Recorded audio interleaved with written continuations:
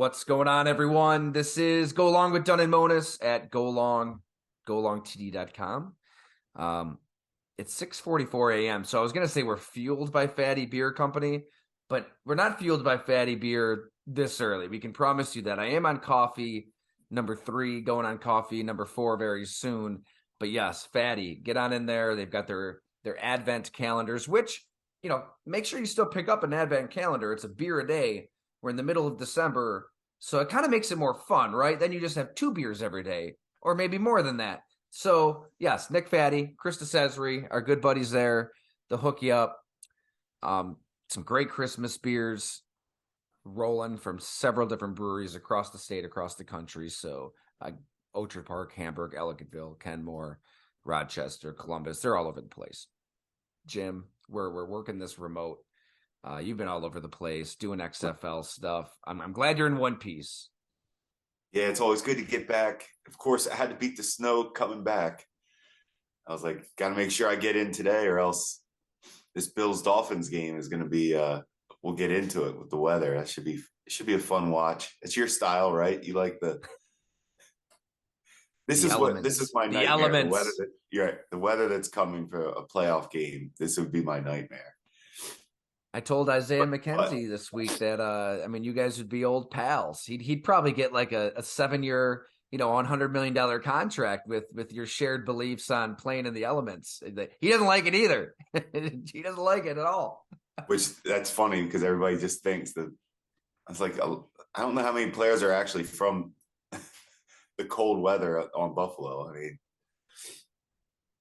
yeah, it's I don't know. I mean, it is weird. I guess we've never really taken that zoom out look at, all right, they're getting this new stadium. It's getting paid for in a pretty creative way that I think should be a conversation for another day. The Seneca Nation really got a raw deal here from old Kathy Hochul, in my opinion, and it's one of the more underreported storylines when it comes to all things Buffalo Bills. And I'm sure that would be underreported. Yeah, it's I am a Salamanca native, technically. So I'm not native, but I'm from Salamanca, if that makes any sense. But no, a lot of people in the Seneca, they're not happy with how that went down. Well, I like to try to keep that nation happy. I mean, I enjoy going to their casino. I enjoy getting them money. So a lot of good people. I mean, their accounts are frozen. They were basically blackmailed to pay that money. So anyways, however this thing's going to get paid for, it's open air, but should it have just been a dome? I mean, you don't see new stadiums built in cold weather cities often that aren't enclosed, right? It is. I feel like I'm in the minority. Yeah. Every time we talk about it, I do feel like, I guess I'm in the minority. My reasoning is different. It's not this is straight front office coaching. But if my job is on the line and I've put together this team for years and years, I've waited and waited to get the quarterback and to put this roster together. We're getting healthy for the playoffs. Okay, here comes a snowstorm. Throw it out the window. Nobody can catch. Nobody can throw. Who knows what's going to happen? It's all about the bounce of the ball and who can, we have to shovel to see the yard, to see every 5 yards so we can keep the stats. And that's where I'm coming from with that. If that's how we would lose, if I was working for the Bills and we lost because of the weather, or not, I shouldn't say it because I wouldn't use it as an excuse, but it would affect obviously anything you do. I mean, it could obviously take away the skill set of Josh Allen. But anyway, that's where I'm coming from on it, Tyler. That's a very selfish reasoning. A great point. I mean, take it from Isaiah. He was breaking it down on the show this week. It's in the podcast feed, Apple, Spotify, golongtd.com if anybody missed it. But he was really detailing exactly what you just did, what it's like to play in this slop, this wintry mix. And I thought Tony Romo made a great point on the broadcast during the Jets game where this is why he's one of the best. He said, look, if you're watching this game at home, the TV copy is not doing this justice. It is, and I'm sitting there in Boston, New York, Boston Colden Oh, area, yeah. about 15 minutes from the stadium. I'm looking outside. I'm like, man, Tony Romo is right. It is wet and rainy and snowy and shitty, and I don't want to. I don't want to go outside with Edmund, our dog, let alone play a football game in this. And then Isaiah's breaking it down like, yeah, you've got gloves on, and every time your hands would hit the turf, they get wet. Like I say, well, why don't you take the gloves off? He goes, yeah, good luck with that. And said, yeah, maybe do you run the ball in this stuff? And he said, we can't really run that well when it's nice out. So the Bills are in a little bit of a pickle offensively because they've got this offense that wants to throw and play fast, and it probably would be best in a dome. So I get the argument through and through.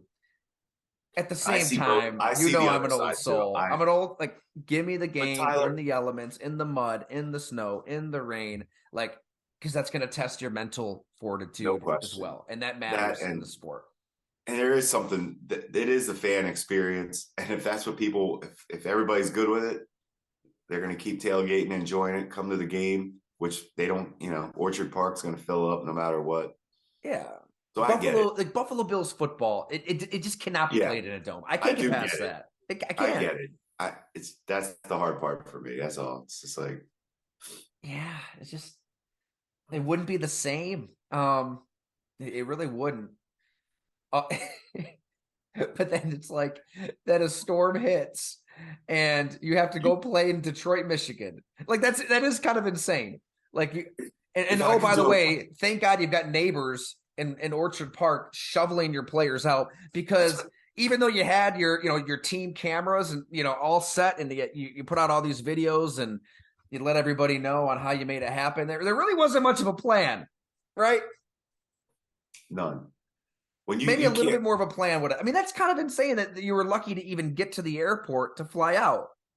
Like, plan for this days in advance. Ugh.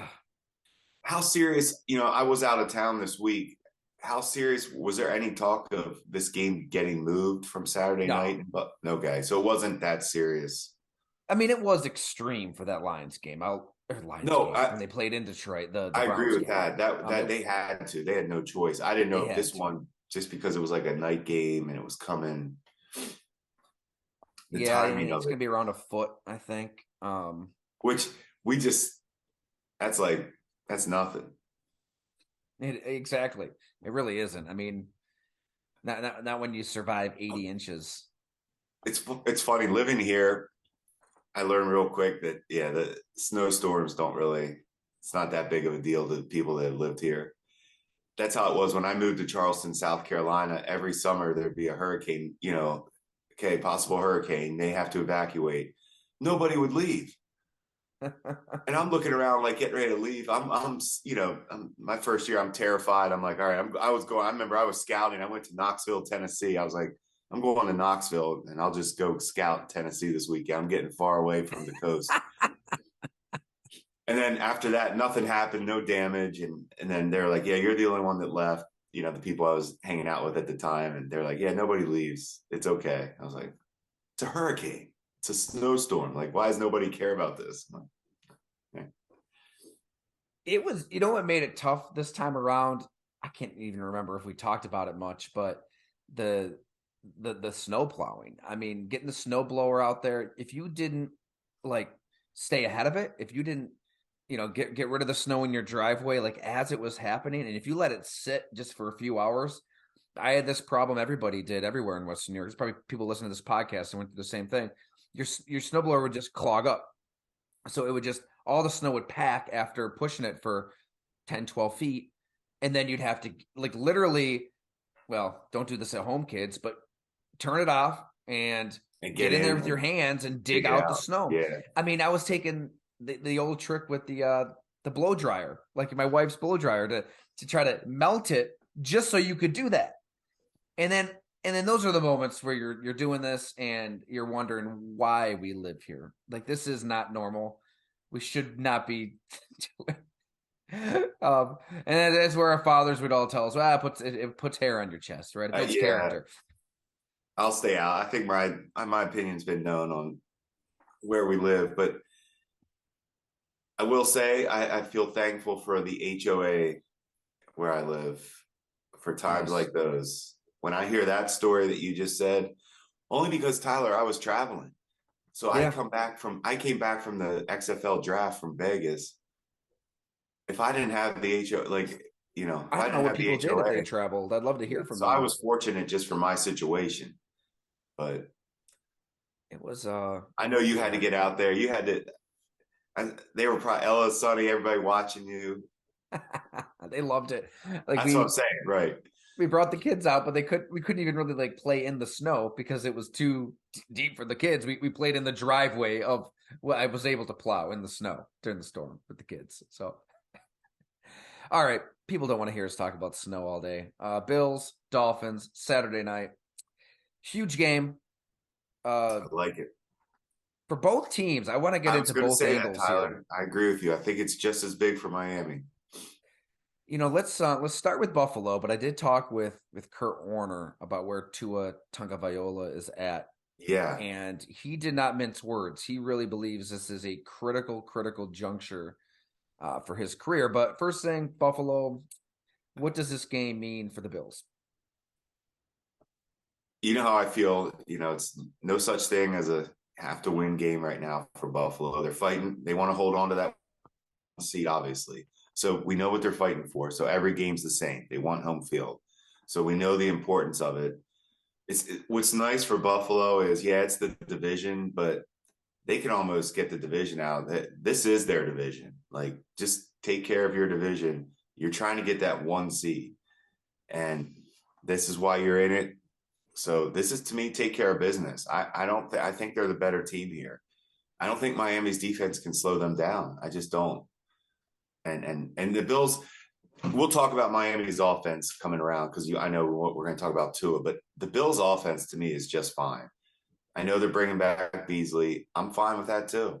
It's the right time of year to bring back a guy that, if your quarterback's comfortable and that player can help you at this time, especially your quarterback, bring him on. If that helps Josh take it to that next step, and especially if we're talking about we know he and Diggs are. I mean, it's unstoppable right now. So how else can you take some pressure off of those two? And if Beasley helps, got to try. It does reek of desperation, though, Yeah. correct? No, okay. I can see where you could go that route with I can't go desperation though when their rankings are so good. If it'd be different if their offense wasn't good. They're trying to get. They're almost trying to get their offense to be untouchable. I mean, that's I really don't what know, they're Jim. doing. Their offense didn't look good last week against the Jets. There's something's So been off. there's not look good against a really good defense in bad weather. Okay, fair enough. I tend to say I thought they did a pretty good job because I respect that Jets defense. Mm-hmm. So I'm not looking for an easy game from the Bills offense. I didn't think it would go that way. You have to earn your points against the Jets. That's a real defense. And I thought that was, to me, I'll take the win and get out. I'm still in that mentality for Buffalo. I don't see the big picture concern with this offense. As long as that quarterback is healthy, they should be just fine on offense. That's James my take, Cook, Tyler. 4 carries for 6 yards. Devin Singletary, 8 carries for 39 yards. They Yep. couldn't really run the ball. They didn't even gain 300 total yards. You had the Dawson Knox crazy touchdown. Josh, I'm just trying to play devil's advocate No, because and I'm with you on this. Yeah. I do think I agree. The Jets defense. I mean, Quinnen Williams is probably one of the best players we don't talk about nearly enough. Yeah. Dominant player. Sauce You don't think the Gardner is Bills going to be playing corner for years. you don't think the Bills defense raised their game, seeing the way the Jets defense was playing? The Bills defense, they stepped up too. That was about as physical as I've seen a Bills defense. I give Mike White, I mean, I know we don't want to talk about that game, but he earned stripes too. I mean, to keep coming back and fighting. The Bills defense was nasty.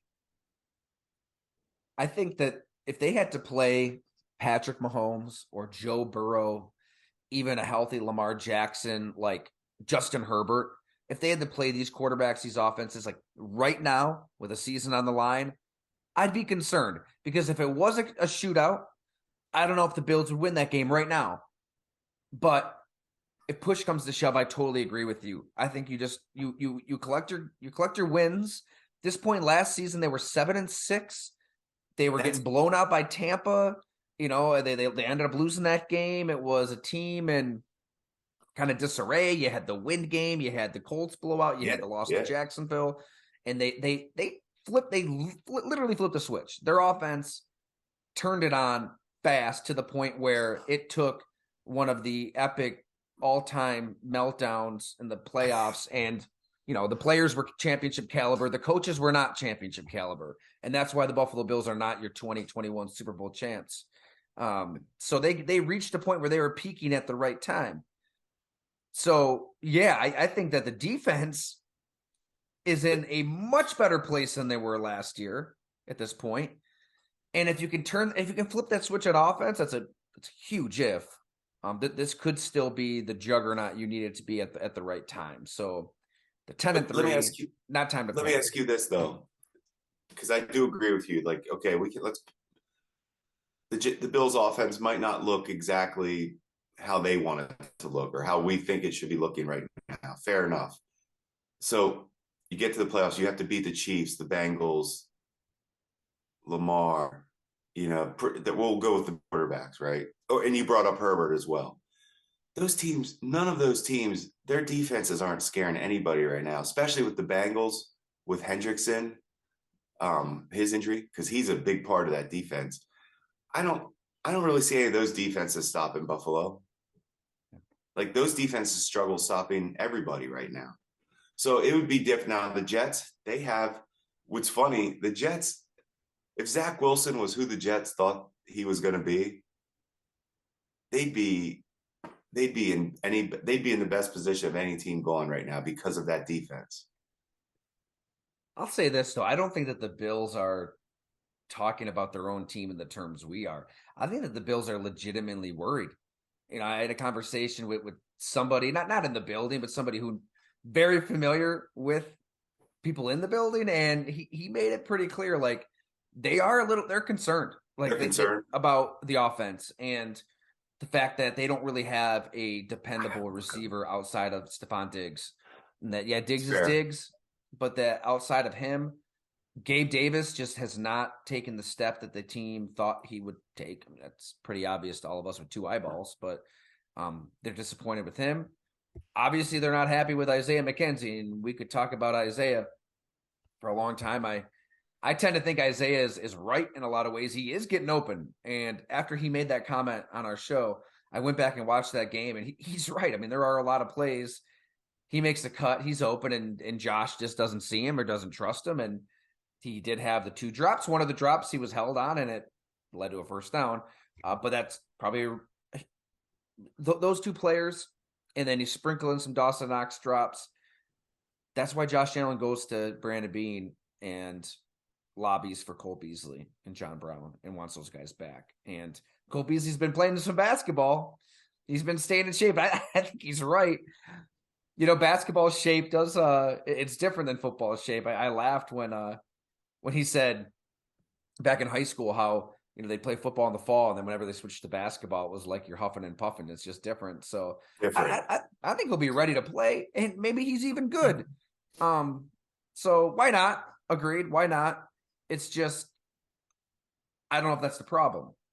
I think that Josh Allen is still working through some stuff. The running game is still working through some stuff. The offensive line has kind of gone unaddressed. Fair. I don't see Cole Beasley, John Brown serving as magic wands for this offense. And we're talking about this, and as we're talking, I was just making sure, but they're second in like yards per play. They're third and third down offense. You see what I'm saying? They're right where you want to be. If there was one thing I noticed when I study certain stats, their yards per attempt on offense are ranked 11th. That's probably low for that offense. They would probably, if there was a number they might want to see increase a little bit on ranking wise, maybe that, because they want to take their chances down the field. But that's still 11th is still good. Like they're not anything. I don't see anything that I would be like, wow, we have to figure this out. Now, are they protecting Josh Allen pretty well? I mean, I know we could talk about that a little. I mean, I remember we were nitpicking one point. You said, what would you nitpick on their offense? I said the right side of the offensive line. That was the best thing I could come up with because I did see some concerns with pass blocking with those guys. That's every team in the NFL. Mm-hmm. Promise you. If we really did a deep dive on every offensive line or right? I mean, what's the two things we always talk about? That the offensive line didn't block well, and we got to put more pressure on the quarterback. That's 101, Monday morning 101. How do you solve the loss, right? We got to protect, we got to get after the quarterback. They do that. I think they do both just fine. I don't know. I just don't see this concern. I feel like they have to stay healthy, fine tune everything, get ready. Your season's coming. The playoffs are coming. Yeah. Yeah, I think that the defense's ascent is probably the biggest takeaway here. That even as they work through this stuff on offense and their numbers are still pretty good, as you said, this is a different defense than last year. Like they have improved, and I think even without Von Miller, I mean, we'll see. I'm not going to rush to conclusions because I agree with you. They might really miss Von Miller. They really. I was gonna say let's let that play out a little bit. Yeah, let that play out. Point, but to your point, though, Russo, Epinesa, yes. Some of the Ed Oliver, like they've got some juice on the D line that they've been waiting on to kind of cross that threshold and get some pressure, and they're doing it. I mean, Russo was great against the Jets. He has 7 sacks this year. That's a sign of a consistent. That's good for Russo. You can count on him a little bit when you have those numbers. It's not like one big game or he's been showing up consistently. They have to be happy with that. And also, they've played Jacoby Brissett, Jared Goff, who's actually having a great year. Love to talk about Jared Goff. Mac Jones and Mike White. So, right, like not exactly Burrow, Mahomes, Herbert, Lamar. Let's see how the D line does against these guys. But I think they're getting their wins. Matt Milano is a star. He was unbelievable from a certain that draft 17 class. Draft that will always be Tyler. That draft will always be the craziest. Was it good? Was it the right thing? Wrong? Whatever. We debated it. Bottom line, Zay Jones, Tanner Vallejo's still playing. I saw that. Yeah. Doug Whaley and I were together for the XFL, and we were doing stuff for getting ready for training camp, and we were watching. Oh, it was the Monday night game, I think, and yeah, I was like, "Hey, Vallejo's still." I was like, "That draft, Peterman's still bouncing around." But anyway, point is, and that first round pick is what would help them acquire Josh Allen. I bet you a team like the Giants or, one of these other teams with new regimes would love to have an extra first in their back pocket. Well, an extra first up a draft. Who wouldn't take an extra first? And then you get Trey White, Deion Dawkins, Matt Milano, and we'll throw Zay Jones in there because he's a good starting wideout. And then Vallejo. That was a good draft. Absolutely. Good draft. But we talked about that. But anyway, let's. Milano, but yeah, that hit on Mike White is about as good of a hit, clean of a hit. That was right. That was everything you've ever. That's how the league wants it. The league wishes it could be like that every play. I don't know. It still looked to me like it was almost like those old stories you hear about Rob Gronkowski, whether it's here in Buffalo or down in Pittsburgh, where he was just a man child, and his guy's on his back, and he's just throwing people, taking him by the jersey and just chucking them like yesterday's garbage. Totally legal plays, and the refs would look at Gronk's coaches like, I got to throw a flag. And it's like, for what? For what? For what? Yeah, this is clean. I mean, that was that Milano hit. They probably would have loved to have thrown a flag, but they can't. That's textbook. That was textbook. Miami. But, yeah, so I wanted to say, I want to get in with Tua. Yeah. So what I read a little bit what you were talking about with Kurt Warner. I agree with what he's saying as far as I'm wondering. Here's my take on Tua. See what I think. What we've seen is maybe what his ceiling could be. Like, could it be to give a comparison? Is he a Kirk Cousins? Is he a Dak Prescott type ceiling? where he's a really good quarterback, but going to need everything else kind of in place to get that team over. Can he get the team over the top, or does he need everything else kind of in place? Is he going to have a roller coaster where he is going to have some rough games? And I would think right now, from what I've seen with Tua, that's pretty. We give him the king of accuracy. He's taken that title from Drew Brees somehow. Brees earned that title too. Brees earned that in playoff games, Super Bowls. I think this is where Tua needs to, okay, we've seen the flash. Now let's see the consistency. Let's see what happens when you are struggling in a first half. How do you come back in the second half? That's where you see the great ones kind of, everybody's going to have a bad game or a bad half. Usually they don't put those together. So for Tua, he's put a couple now that are a little shaky together. So I think that's where the concern is. Come out of that rut now. I don't know if Saturday night's going to be the night to do it, though. That the Buffalo defense at a night game with this. But that would be my concern with Tua right now is, are they good enough to run the ball or to take pressure off of him? Kind of like when we talked about if Josh Allen's struggling, can the Bills help him a little bit? The Bills definitely can on defense, some other guys. I don't know if Miami's built like that yet to help Tua if he's struggling. Well said. And Kurt Warner, in so many words, kind of got to the same point.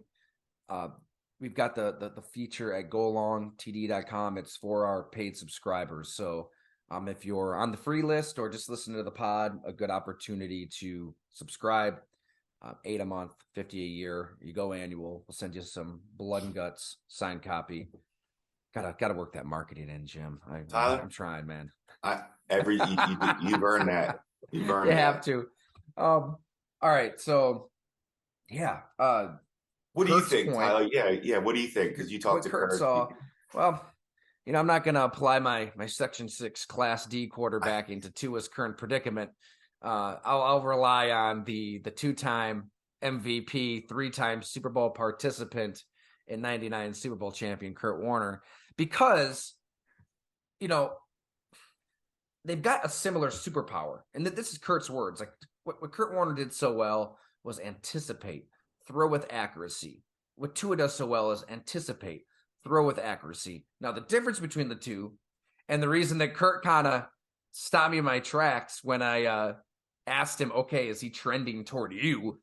And he's like, full answers that go along. But he's like, whoa. Like, I did some things that I don't think many quarterbacks have done. And the reason is he saw the big picture. Like he saw the forest for the trees. Like he could see, okay, they're playing us like this. I'm going to go over here. I'm going to go over there. I'm going to work from 1 to 2 to 3. And then if I really do have to fit it in that tight window, thread that needle, I can. So his question with Tua is, okay, when you've got your first read and you're going to Tyreek and you're going to have to throw it into a spot and you know exactly where you have to go, the ball's out, like we talked about. He's spitting it out. It's in a space, and these fast receivers, Waddle, Hill, are taking it, and then it's like we said, it's just handed the baton to a 4x1 track sprinter, and off they go. But it's that, okay, that's covered, or all right, like the Chargers, they were jamming them up. I think Kurt Warner had flashbacks to the Super Bowl loss to the Patriots, where Bill Belichick had his DBs mugging their receivers, mugging Marshall Faulk out of the backfield. It completely disrupted their timing. And yeah, they had a lot of yards, but like we say, yards don't really matter. They had a touchdown to the fourth quarter of that game. Warner threw a pick 6. They lost. And they had no business losing with the talent they had on that offense. So I think that's the blueprint that the Chargers laid out. It's, okay, we're going to just bump them. They're not, it's not Jack Tatum or Mel Blount. It's not Mel Blount at the line of scrimmage, just, maiming, but it's just they're getting them off their routes just enough. Just enough. Where it throws the timing off and Tua goes 10 of 28. So he's got to work off that first go-to receiver, get to somebody else. Or if you do want to still get it to one of your primary guys, it's going to have to be a tighter fit of a throw. And now you're in a foot of snow. And now you're against this bloodthirsty Bills defense. It's a tall task. If he passes it, I mean, if Tua goes out there, throws for 300, 2-3 touchdowns, given all of this, it's going to shut a lot of people up. But Well, right now, those skeptics they have reemerged from the forest. All of the Tua doubters are back in full force right now. too bad, yeah. And that's the thing. Always too much credit, too much criticism for the quarterback. But I guess for me is the Chargers defense is not good. So for Miami to for the blueprint to be a defense that isn't good and was banged up, that, and I know Hill wasn't 100% either, Tyreek Hill. So it's like I would be more concerned about Miami right now, their offense. That would be Buffalo, because that Chargers defense hasn't slowed down anybody. So that would be, at least the Jets defense is real. The silver lining for Tua, I think, and if this is too much of a spin, call me out, please, Jim. But I do buy this. I Like like Tua. I I know. like Tua. I like Tua. I like him. But Josh Allen, like early in his career, like and even still, there's moments he does this today. When things break down, he over relies on his legs or his big arm, and he's not seeing the game. Like a few episodes ago, that the Jets lost, where you're like, I don't know what he's seeing out there. He's just not seeing it. That's what Kurt Warner's talking about. So when it gets muddied up like that, he just takes off. Mahomes, same thing. I know we worship Mahomes on this show. And that little flip touchdown to Jerick McKinnon, Warner made a great point. He's like, everybody's drooling all over this play. Look at the play. On the other side of the field, he's got, I think it was like a post corner wide open, and he just doesn't even see it. Never looked at it. We're enamored with this ridiculous play by Mahomes, like we always are, but he's not seeing the field. Anybody else, that's a sack. And how long can that work? He said that's why they got blown out in the Super Bowl against Tampa Bay. Like he wasn't seeing it. And yeah, we're enamored by him running around for 497 yards. And yeah, the offensive line was not good, but that stuff kind of catches up with you. He loves Jalen Hurts. He thinks Jalen Hurts is playing better than any quarterback in the league, that he is seeing the game. Joe Burrow's, maybe not too far behind. And I think that, so the silver lining with Tua, he's not going to just use a singular physical trait as a crutch. Like, for him to work through this, he's going to have to use his mind.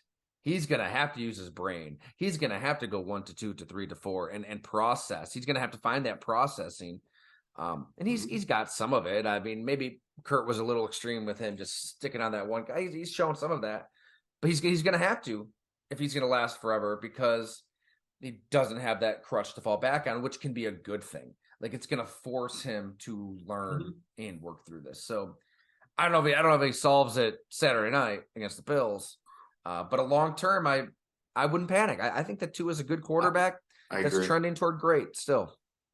I agree with you. I think he's okay too. I think the expectations have to be realistic with Tua.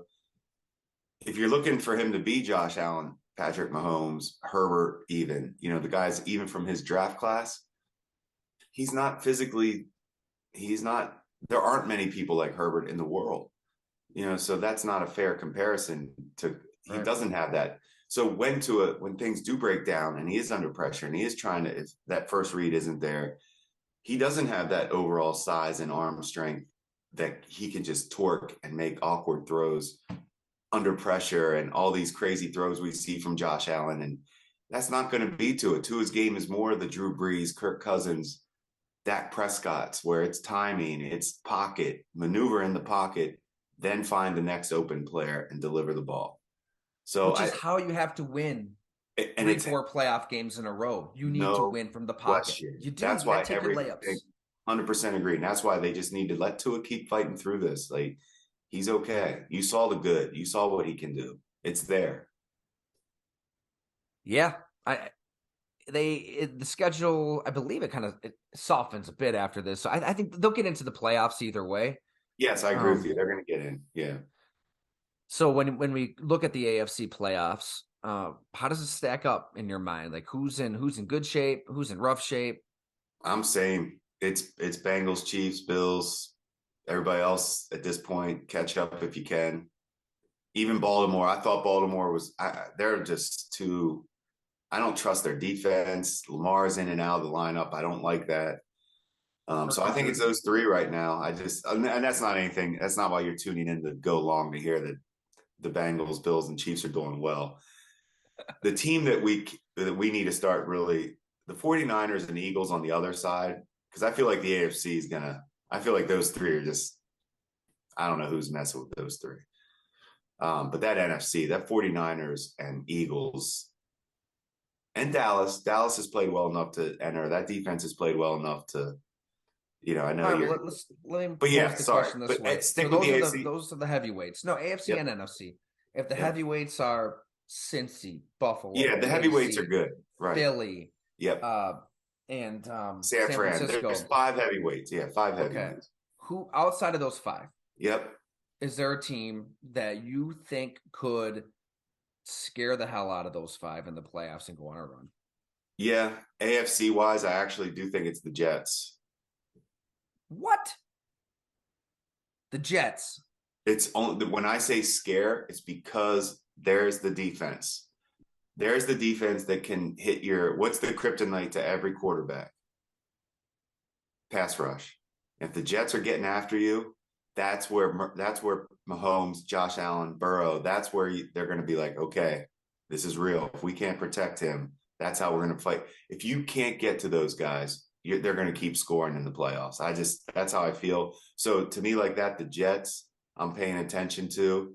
In the NFC, Philly and San Fran to me seem so rock solid, but I'd have to throw Dallas in the mix only because I think they can get after the quarterback. And I think their defense has shown some pretty good play this year. So I think Dallas deserves to be in that mix of a team that can knock on the door that maybe you think Dallas is one of those teams. I don't know if they're being talked about in that high of a.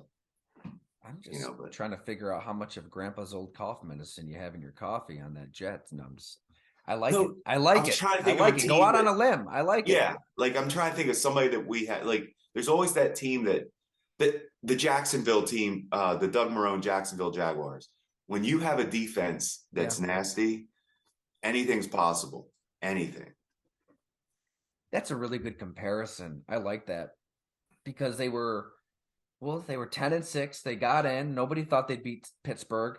Bortles. That's why Nathaniel Hackett's a head coach right now. He's still living off their defense winning games with Blake Bortles. I mean, you're going to get, so if you win games with Mike White, like you're getting a job. I'm not ready to bail on my Vikings. I was on them early. I think that they lost to the Lions. Their defense is shambles, maybe strong, but their defense is not good. They're going to have to rely on turnovers and Zadarius Smith in a pass rush. And they're going to. If I felt better about their defense, 100% with you on them. If their defense was, that's kind of why I'm giving Dallas a little bit of because of Micah Parsons. That defense, they do get after you pretty good, Dallas. You know what, though? They still are prone to these like letdown games. The Texans should have beat them. They needed a full length of the field drive to win it in the last game. minute. So we could talk about that one. That fit everything we talk about. It just get at that point, somehow get that win and get out. But I don't know how Houston competes with Dallas. That's the NFL sometimes. That's where I say get that win and get out because it's not going the way you thought. Yeah. And you still got that win. But you're right. I was just trying to think of a team that could Philly and San Fran. Detroit. If I could feel good about their defense, that's what I was going to bring up to you. When you brought up Minnesota, if I felt better about Detroit's defense, and I still don't, and we'll talk about that because let's see how their defense does this week against the Jets. That'll be a sign to see where Detroit's defense is kind of at. Because their offense, they're scoring right now. That receiving core for Detroit, if they can protect Goff, as you know, you've been a Goff guy from the start. When he's protected, he can deliver. I would make an argument when things are right. Now that guy is as accurate as any quarterback when things are right. And that's why they built with the offensive line. They started up front, and it's weird. It's different. It's not chasing the transcendent, Lincoln Riley quarterback created in a lab, getting a first overall pick. And no, like Dan Campbell, Brad Holmes, They whip Penei Sewell. They lean into the line. They run the ball. Oh, They take Jared. Hey, Jared Goff's albatross of a contract. We'll take that on. We'll take those 2 first-round picks and a third. And Goff has been great. He's been a Pro Bowl quarterback. no question. Yeah. And hey, let's go one more step to give Brad Holmes a little credit as well. If their philosophy was to build and they took Sewell in the first round, let's get the offensive line. Would they do the second draft for Brad Holmes? They took Hutchinson. And he's a difference maker right now. Now we're talking about their defense not being good, but at least you have that. You have a monster pass rusher. I think you made this point when we were texting during the games, but look at those receivers they have now too. That to me is where people are. That's why I said, like, I love the way they put that receiving core together. They have that mix of size, speed, route running. That Josh Reynolds is your bigger wideout that catches everything. I just like the mix that they did. Brad Holmes has done. Ross St. Brown, Oh, Jameson Williams. Now you unleash, who may be the best he's receiver in a this offense receiver-rich draft. There you go. So once again, to your point, so if they get in, like we all hope they do. By the way, those odds went way down. By the way, those odds for Detroit to make the playoffs. So yeah, you got in at the right time. I got in at the right time. But point being is nobody's going to want to play them. Like that's the team you don't want to play if they sneak in because they're good for 30. They could be good for 30 that day. It was early in the season, but they easily could have beat Philadelphia. I mean, they're not going to be scared of Philadelphia with the way they play. I mean, they can match Philadelphia's violence. Tyler, a Dan Campbell team will never be scared of anybody. Just remember that. They will never be scared of it. All right, let's get to our ridiculous non-football related questions. We missed it when I put it out there last time on the old tweet machine, but we've got a handful here. It's early in the morning too, so it's great that we're up at 6 a.m. when I fired this out there. Okay. If Fatty Beer was open right now, there's a chance we would sneak in there. We should. Let's just get a key. Okay, here we go. Claire Cooper, a fantastic Patriots podcast across the pond. I've been on her show. It's great. She asks, if your favorite NFL team were a dessert, what would they be? I'm going to let you handle that one. Do you have a favorite dessert? I tend to, here's where I am with dessert. I tend to kind of trend to where I'm at. So if I'm down in Florida on a nice vacation, I'm a key lime pie in Florida, a homemade key lime, but it's got to be homemade in the summer. It has to be the right setting. I'm a kind of when in Rome guy. I need to. I like it. Yeah. I got one for you. My grandmother, she sadly passed away when we were, I was in 10th grade. It was a long time ago. But she was super Italian, unbelievable cook. Nani would make blueberry galop. And it was just like it sounds. Just blueberries and the batter and the sugar and just a ton of galop. So it is unbelievable. And now I want it right now at 7:28 a.m. That's a good call. Blueberry galop. Brian Moritz, our good buddy Brian. Great dude. Worked with him at the Olean Times-Herald. A mentor. Was my adjunct professor at Syracuse. And now he is teaching sports journalism at Bona's. Good buddy of mine. Love Brian. And I mainly love Brian because we have a shared affinity for The Muppet Christmas Carol as the preeminent Christmas movie this time of year. It's amazing. It's amazing. I mean, just a bunch of Muppets, carrying out Charles Dickens' classic story, and Michael Caine as Scrooge. It's fantastic. Pretty good. So I'm not surprised by this question. He asks, who is the best character in the Muppet Christmas Carol? You got to answer. That's your thing. I'm gonna go with the Ghost of Christmas Present. Ella, we watch this movie pretty much every day, and we read the book at night. and she loves him because everything it's dark and it's sad early on, and then he just brings the joy. She calls him the big guy because he's the big spirit who's just gregarious and full of love and shows Scrooge what Christmas is all about. So I think it's an easy decision there. Oh, Have you seen the wow. Muppet Christmas Carol? No, that's why I said you have to answer that one. I'm gonna have to. You have to. Oh, Walter would love it. Oh That's my why I said I God. think it's time to get him into that one. Do you have a favorite Christmas movie? Yeah, mine are different. I got the sappy one was a Nicolas Cage. It was like a family. I know I'm terrible with the names of the movie, but it was Nicolas Cage. But basically, it was basically showing his life was basically showing the value of one decision you make in your past can lead you to he was living this single guy life, traveling all over the place, but was The he getting Family Man? fulfilled? Yes, there you go. Okay, I've never seen this. It's sappy. Hey, you know what? No shame this time of year. I'll watch The Holiday, and guess what? We'll watch it It all the way makes through. it Solid shows movie. what it shows family being more important than your fast lane career lifestyle. You know what else had that message? And I remember watching it in college, and man, it can like strike a nerve and really get the emotions going, but Click with Adam Oh, Sandler. good call. That's a Woo, that's a good that gets movie. the feels going, man. Good call. I like that movie.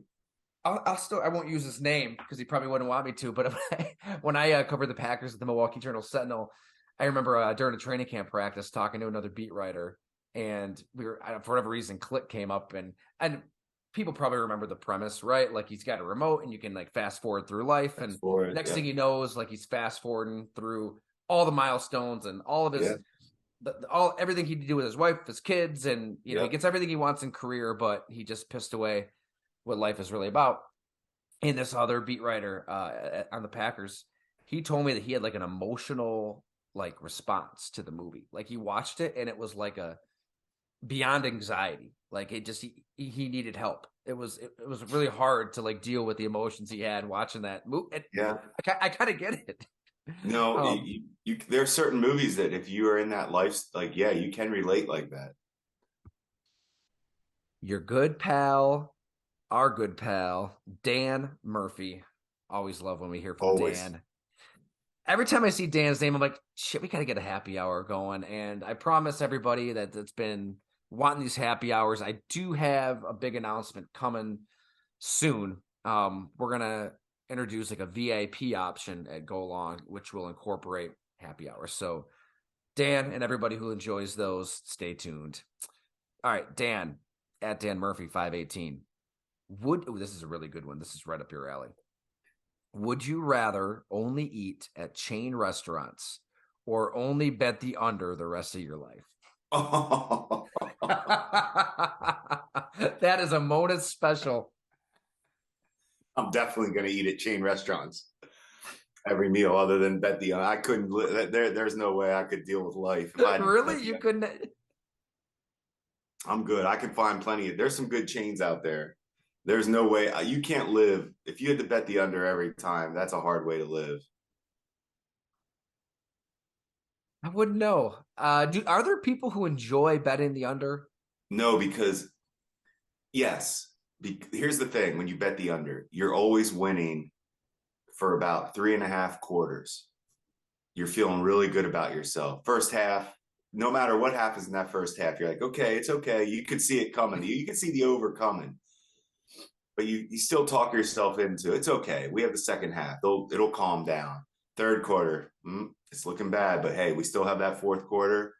Then it goes over. Hey, it's just a painful way. It's like it's coming over, and then it's done. I Yeah, it no, I'm sounds not like a going slow through that. torturous death. If I've been to plenty of good chain restaurants, there's nothing good about betting that under. All right, but okay, what if the chain restaurants are right? Because that can encompass a lot. That's a pretty broad umbrella. Yeah, What if Capital the chain Grill, Capital restaurants are Grill. no. Here, I'm going to give them to you. McDonald's, Yeah, Burger King, Wendy's, and I will throw Subway in there. That's it. You got to eat those four the rest of your life, or bet Only the under the rest of your life. Then I'm betting the under the rest of my life. Okay. So what chain restaurants need to be included in there to make this happen for you? Outback, Carrabba's, like that. Like we'll take it up that to that one. Then I'm okay. I'm thinking chain fast foods. Yeah, you know what? I'm with you. I could absolutely eat at Outback. Outback has a good. They have good. I like those. That actually sounds like a pretty good life. Man, Dan should have given us like 5 or 6. Well, I think what you did was you made that. That's when you say chain. That's where I took it to that type of chain. I took it to you're driving down the I-90 and just seeing what's on the rest stop signs. Which, man, New York State is pretty brutal in a lot of different ways, but can we just get more at these rest stops somehow, some way? I don't know. Like on the interstate, the more we travel, it's like, man, I don't want to eat at McDonald's, right? Don't want to have crappy Tim Hortons coffee. Like let's expand our horizons here. All right, last one. Okay, this is a good one because I think his name has come up a handful of times, and you are familiar with this ex-Saint. And I'm not familiar with his Twitter happenings, so sorry, Mark. But Mark David at F Right Comeback, another loyal listener of the show. Thank you, Mark, for all of your patronage. Question for Monos. What was your experience with former Saint Junior Galette? Was he always as unhinged as he seems to be based on his Twitter account? Which I haven't seen. But I know you've got some Junior Galette stories. I mean, we can make this a quick one, and I could just answer yes, and we can keep it moving. Or I can also tell you, he will forever go down as one of my all-time favorite guys I've ever scouted, been around. I'm so happy that it worked out, but I'm not going to lie. You're holding your breath with Junior. You just never knew what you're going to get. But I can tell you this, he loved football, and we were happy he was on our team. I mean, to get that production, to have his career go where it went. I know what he went through in college. I was at Stillman College watching his tape in a locker room. Like you would watch tape in their locker room at Stillman College. That's what people don't realize about some of these schools. Like they don't have a film room for the scouts when you come into Stillman. You know, the film room, hey, we'll set you up in the locker room. Players are coming in around 2:30 after class to get ready for when the players come in to start getting ready for practice, you have to leave. Fair enough. But I can tell you this, Junior Galette, the day I was at Stillman, I was there to see him and I was waiting to see him at practice and he wasn't there yet. And the coach was like, he'll be here. And practice started and I was still in the locker room watching. I went back in after all the players came out. Junior still hadn't showed up. So I was in there in the locker room by myself watching tape. And sure enough, he comes in about 10 minutes after practice started. I was like, hey, I was like, hey, I want to talk to you after practice. And he's like, okay.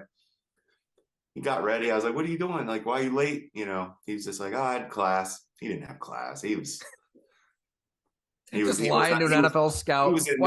He was in no hurry to get to practice at Stillman. But that being said, you could never turn on. Once he was out at practice, it was full go. Like he loves football. But there were some other things there was a reason he was at Stillman. We won't get into all that, but there's a reason he was undrafted, and we won't get into all that. But never a dull moment with Junior. Well, he learned real quick on Twitter to get into that. Hopefully, he'd like to discuss sometime. He learned real quick in New Orleans that you do not touch the quarterback. That's right. I remember that story on here. Yes. He hit Drew Brees and Greg Williams has jumped off. It was actually, I messed that story up a little bit. He actually hit Chase Daniel, was the backup quarterback. Right. And Greg Williams told him, if that was Drew Brees, you would be cut tomorrow. But tell Greg, I know he's with you in the XFL. Welcome anytime. Would love to get him on this pod. It was a joy to talk to him for the Blood and Guts. I don't even know we'll bring Junior Galette up. If we do get Greg Williams on the pod, we have to bring that name up. I love it. Yeah. Everybody, thank you so much for watching, for listening. We greatly appreciate it. Again, to get everything at golongtd.com. Subscribe. 50-year, get a signed copy of the Blood and Guts. Also, I'm going to be posting it shortly after we finish up here, Jim. Bob McGinn is starting the McGinn Files, his features, their long-form profiles on players, coaches that have been drafted, I think, since the 80s. So he's got like all kinds of files from scouts and personnel, but it's also a lot of fresh reporting too. So he talked to Bill Parcells and some players and some other coaches for this first one on the one and only Dan Campbell. Yes. Dan Campbell is kicking us off. And I'll just say this, there's a story, there's many stories packed in here that if you're a Lions fan or otherwise, you'll love Bob's story on Dan Campbell. But when he was an interim coach with the Dolphins, he had Jarvis Landry come up in front of the whole team, and he told Jarvis Landry to slap him in the face. He wanted Jarvis just to smack him right across the face. And Jarvis was confused and he didn't do it. But Dan explained to everybody, I'm paraphrasing, everybody's gonna read the story. I think it was like late to a meeting or something, and it said, I want you to know what that feels like to me. It's a slap in the face. One of a kind. Love it. And hey, Detroit gets into the playoffs. They just may be Super Bowl bound. I don't know. Who knows? We'll see. Sounds good to me. Thanks so much for listening, everybody. We really appreciate it, and we'll catch you next time.